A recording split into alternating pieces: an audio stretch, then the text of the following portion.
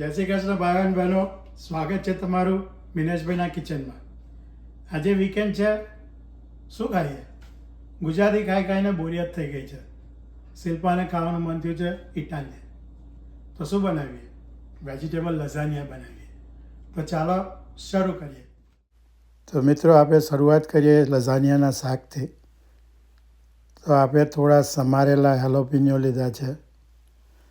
આપણે કેપ્સિકમ બી વાપરીશું. રેડ કલરનું કેપ્સિકમ લીધું છે હમણાં. કાંદા બી સરસ મજાના મોરીને તૈયાર કરી દીધા છે. મિક્સ વેજીટેબલ બી લીધું છે આપણે એક બોલમાં. બટાકા બી સમારીને મૂકી દીધા છે પાણીની અંદર.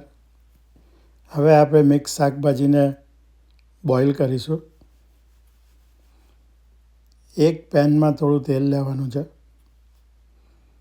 એની અંદર આપણે જે બધા શાકભાજી સમારેલા છે તે નાખી દેવાના છે. એને સોતરવાના છે. બરાબર મિક્સ કર્યા કરવાનું છે થોડી થોડી વાર. પછી એમાં આપણે નાખીશું ગાર્લિક પેસ્ટ,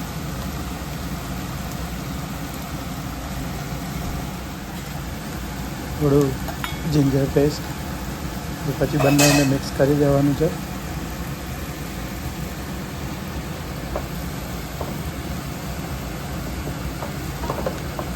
સરસ રીતે મિક્સ કરજો. એની અંદર હવે આપણે બટાકા નાખી દઈશું જે આપણે સમારીને મૂકેલા હતા પહેલેથી. પાછું એને મિક્સ કરવાનું છે.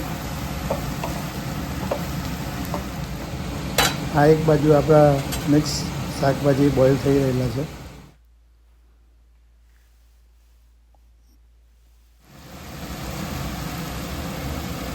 થોડું મીઠું નાખો સ્વાદ અનુસાર. લાલ મરચું, હળદર, ધાણા પાવડર બી જશે અંદર. આમાં તમારે જેવા મસાલા કરવા હોય તેવા કરી શકો છો.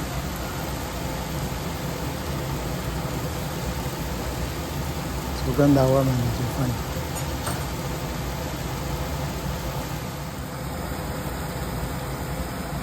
કિચન કિંગ મસાલાનો બી ઉપયોગ કર્યો છે.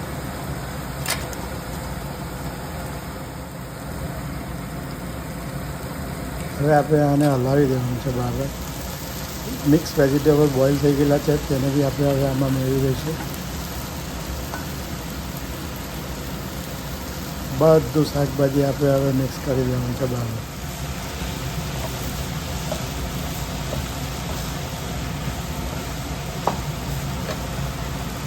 મીડિયમ તાપ પર ગરમ થયા કરે છે.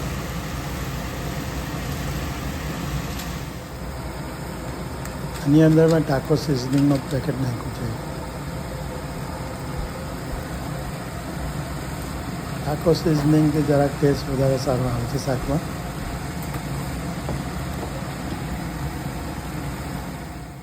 હવે આપણા શાક પર ઢાંકણું ઢાંકી દો અને એને થોડી વાર માટે ગરમ થવા દો. શાક જેવું તૈયાર થઈ જાય એટલે એને આપણે મેશ કરી લેવાનું છે. બહુ મેશ બી નથી કરવાનું. આપણું શાક હવે રેડી થઈ ગયું છે. એને આપણે એક બોલમાં સાઈડ પર કાઢીને મૂકી દેવાનું છે. હવે આપણે એનો ઉપયોગ પછીથી કરીશું. હવે આપણી પ્રી-કુક લઝાનિયા શીટ્સને બોઇલ કરીશું. એના માટે આપણે પાણી લઈશું, એમાં થોડું મીઠું નાખીશું ને પછી એને બોઇલ કરવા મૂકી દઈશું. એટલે શું છે, જરાક કૂક થઈ જાય વધારે સારી રીતે. થોડીક જ વારમાં એ કૂક થઈ જશે. પછી એને સાઈડ પર ડ્રાય કરવા મૂકી દઈશું ને એને પછી રહેવા દેવાની છે. હવે આપણે ચીઝ લઈએ. શ્રેડેડ મોઝરેલા ચીઝ લીધી છે, સ્પિનિચ લીધી છે, ચોપ છે, રિકોટા ચીઝ લઈશું. ને હવે આપણે આ ત્રણેયનું મિક્સચર બનાવવાનું છે. એ ત્રણેયને આપણે મિક્સ કરી દઈશું બરાબર. ને જેવું એ બી મિક્સચર રેડી થઈ જાય એટલે આપણે એને બી સાઈડ પર મૂકી દઈશું. બરાબર મિક્સ કરી લેવાનું છે. આ રેડી થઈ ગયું છે આપણું મિક્સચર. તમારે કોઈ બી ચીઝ નાખવી હોય તો નખાય. હવે આપણે એક પેનમાં થોડું ઓઇલ લગાડીશું. બેકિંગ પેન લીધી છે. થોડો પાસ્તા સોસ, એની ઉપર ડ્રાય કરેલી આપણી લઝાનિયા શીટને મૂકી દેવાની છે. પાછું એના પર થોડું પાસ્તા સોસ લગાડીશું. પછી આપણું મિક્સ કરેલું વેજીટેબલ શાક એના પર મૂકી દેવાનું છે. શાક બરાબર પથરાઈ જાય એટલે આપણે એના પર આપણી મિક્સ કરેલી ચીઝ, રિકોટા ચીઝવાળું મિક્સચર મૂકી દેવાનું છે સ્પિનિચ સાથે. એને બી બરાબર પાથરી લેવાનું છે.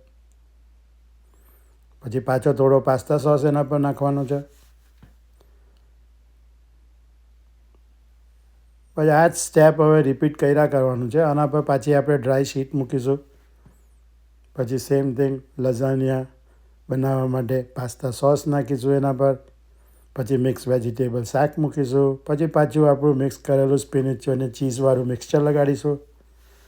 ને બસ આમ જ તમારે સ્ટેપ રિપીટ કર્યા કરવાના છે.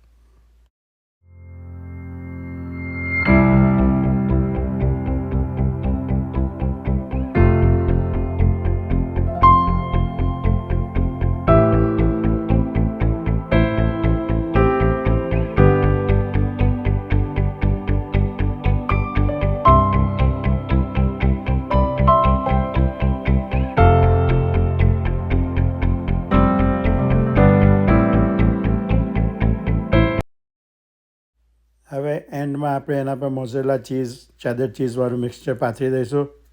તમારાથી કોઈ બી ચીઝ એના પર લગાડાય. આ આપણું છેલ્લું લેયર છે. હવે એને ઓવનમાં મૂકી દેવાનું છે. પ્રી-હીટ 350 ને પછી હાફ આવર માટે. ને આપણા લઝાનિયા મસ્ત તૈયાર થઈ જશે. થોડી વાર રહીને એને કાપો ને પછી એન્જોય કરો. તો કહેજો મને કેવી લાગી આપણી લઝાનિયા ડિશ. Thank you.